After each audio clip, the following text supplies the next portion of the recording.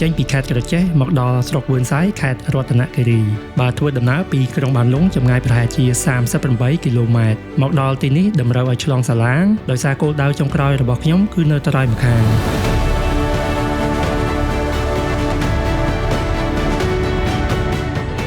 ចូលមកដល់ទឹកដីវឿនសៃមានអារម្មណ៍ថាត្រជាក់ដោយសារភូមិសាស្ត្រនៅទីនេះមានទន្លេនិងព្រៃច្រើននៅទីនេះមានចម្រុះជនជាតិរស់នៅមានដូចជាឡាវចិនខ្មែរគ្រឹងទំពួនចារាយនិងកាវ៉ែត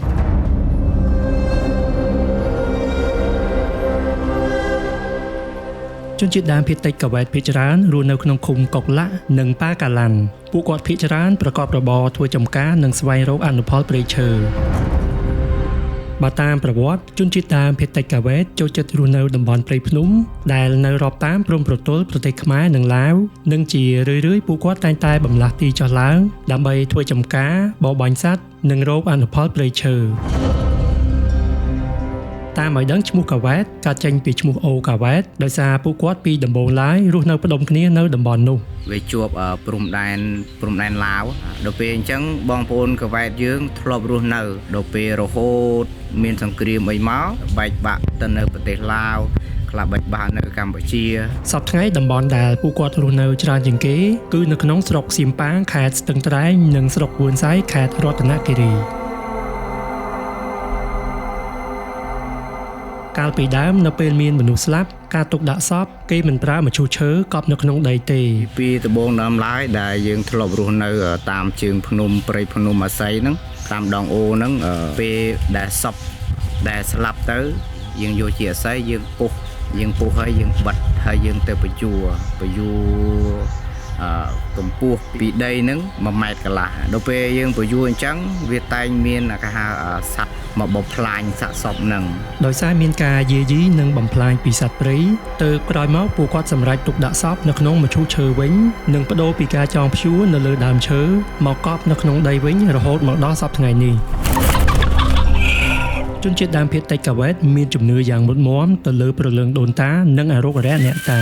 នៃប្រពៃណីជនជាតិដើមភាគតិចកាវ៉ែតនៅពេលដែលភ្ញៀវមកដូចខ្ញុំមកអញ្ចឹងពួកគាត់ត្រូវយកស្រាហ្នឹងមិនសែនប្រេនអរិយអ្នកតាសែនប្រេនឲ្យអរិយអ្នកតាដឹងឮថាមានភ្ញៀវមកចូលក្នុងភូមិអញ្ចឹងតាមទំនៀមទម្លាប់នៅពេលមានមនុស្សចម្លែកចូលភូមិគេតម្រូវឲ្យបុគ្គលនោះយកជ្រូកមាន់ស្រាពាងមកសែនជូនម្ចាស់ទឹកម្ចាស់ដីដែលភាសាសាមញ្ញគេហៅថាពិន័យចាក់ឲ្យបាសញ៉ាំតែមិញបន្ទាប់ពីចាស់ទុំប្រកោកប្រកាសដល់ម្ចាស់ទឹកម្ចាស់ដីរួចហើយគាត់ត្រូវបឺតស្រាពាងនោះមួយចិបរួចព្រុសចេញទៅក្រៅដើម្បីសុំការអនុញ្ញាតនិងសុំសេចក្តីសុខនឹងចាំងខ្លាំងរែងទៅទីម្រាជាចុងក្រោយរូបខ្ញុំផ្ទាល់ដែលជាភ្ញៀវក៏តម្រូវឲ្យបឺតស្រានោះដូចគ្នានេះជារបៀបស្វាគមន៍ភ្ញៀវរបស់ពួកគាត់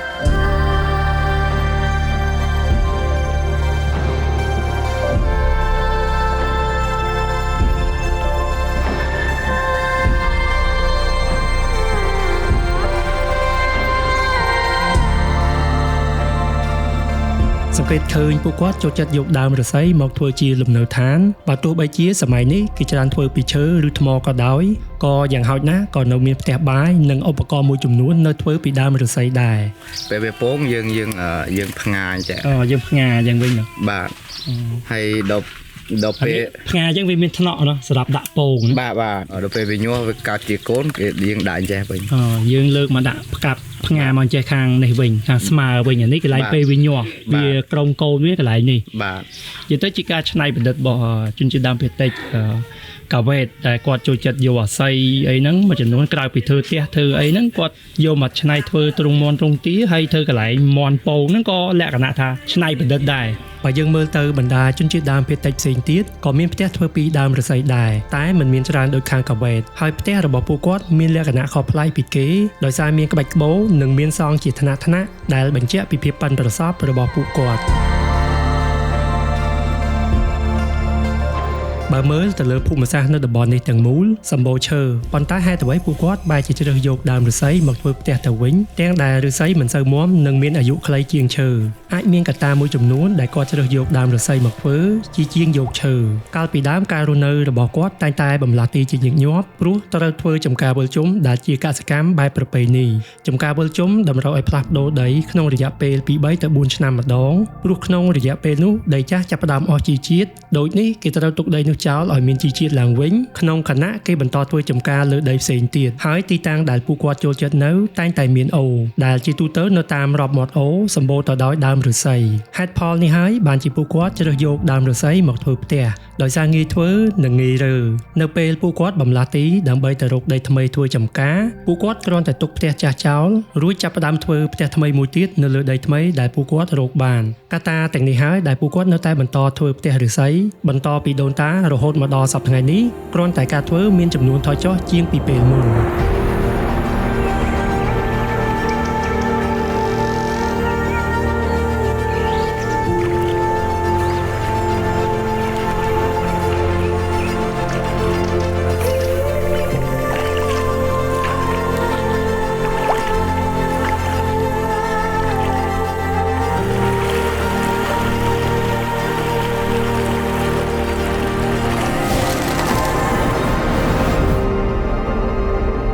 សហគមន៍តំបន់ការពារធម្មជាតិអូតុងស្ថិតនៅក្នុងឃុំកុកឡាក់ស្រុកពឿនសៃខេត្តរតនគិរីនៅទីនេះមានអូរដ៏វែងមួយលាតសន្ធឹងពុតពេនតាមព្រៃភ្នំបង្កើតបានជាសម្រស់ដ៏គួរឲ្យទាក់ទាញក្រៅពីគយគន់ទេសភាពនៅទីនេះយើងអាចជិះក្បូនលេងទឹករកត្រីចូលព្រៃរកបន្លែជាដើមខ្ញុំបានចំណាយពេលនៅទីនេះមួយយប់ដើម្បីទទួលយកបទពិសោធន៍ថ្មីមួយទៀតនៅក្នុងសហគមន៍នេះនេះដើមរបៀរពាចាហើយយើងយកស្លអីខ្លះហ្នឹងនេះយើងធ្វើស្លប្រងស្លប្រងចាដើមនឹងដែរតើគេរកអាណាដែលខ្ចីមកទីនេះយើងមិនចាំបាច់យកអាហារមកក៏បានដោយសារនៅតំបន់នេះសម្បូរទៅដោយបន្លែព្រៃប្លែកៗដែលយើងអាចយកមកធ្វើម្ហូបបាននៅពេលចូលព្រៃជាមួយប្រជាសហគមន៍នៅទីនេះដើមកាឆេមយើងអាចយកទៅស្លម្ជូរក៏បានហើយយើងយកធ្វើស្អីផ្សេងជាលក់អីបានដែរស្លឹកវាអីហើយផ្លែវាឆ្ងាញ់ណាខ្ញុំបេះមួយសាកមើលជូរមានជាតិផ្លែវាយើងអាចយកធ្វើជាម្ជូរដាក់ទឹកត្រីអីចុចអំបិលម្ទេសអីក៏បានដែរឆ្ងាញ់វាលើសពីការចូលព្រៃធម្មតាប៉ុន្តែវាផ្ដល់ឲ្យយើងបានដឹងពីការរស់នៅរបស់ពួកគាត់ដែលផ្សារភ្ជាប់ជាមួយនឹងធម្មជាតិនៅទីនេះ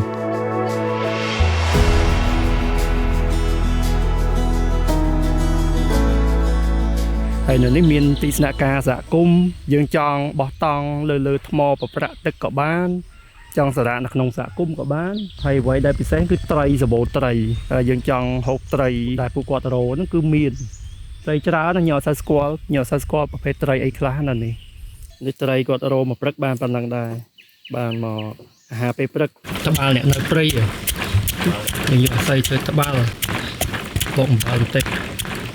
នៅទីនេះប្រជាសហគមន៍រងចាំជួយអ្នកមកលេងគ្រប់ពេលដោយដែលខ្ញុំបានរៀបរាប់ពីខាងដើមបន្លែត្រីសាច់មិនខ្វះទេបើយើងចង់ស្ទូចឬដាក់មងដោយខ្លួនឯងក៏បានតែបើយើងមិនចេះពួកគាត់នឹងជួយសម្រួលទាំងសាច់ទាំងបន្លែរកនៅទីនេះធ្វើនៅទីនេះតែម្ដងត្រីរកបានហើយគាត់យកមកស្ងោរនេះសម្រាប់យើងមកលេងអីគឺអត់ខ្វះទេត្រីធម្មជាតិហ្មងនេះទឹកម្លុកអីហ្នឹងដែលយកស្លឹកលឹកអីបងអត់ដែរជូនឹងទឹកជាតិថាផឹកបួបាទទៀងអាហ្នឹងយើងធ្វើលក់ជលក់លវីងតិចដូចប្រមាត់បើភ្ញៀវមកលេងអីគឺម្ហូបធម្មជាតិហ្មងត្រីរោនៅហ្នឹងបន្លែនៅចិត្តហ្នឹងដើរបេះនៅចិត្តហ្នឹងយើងដើរលេងកម្សាន្តផងយើងអាចបេះបន្លែផង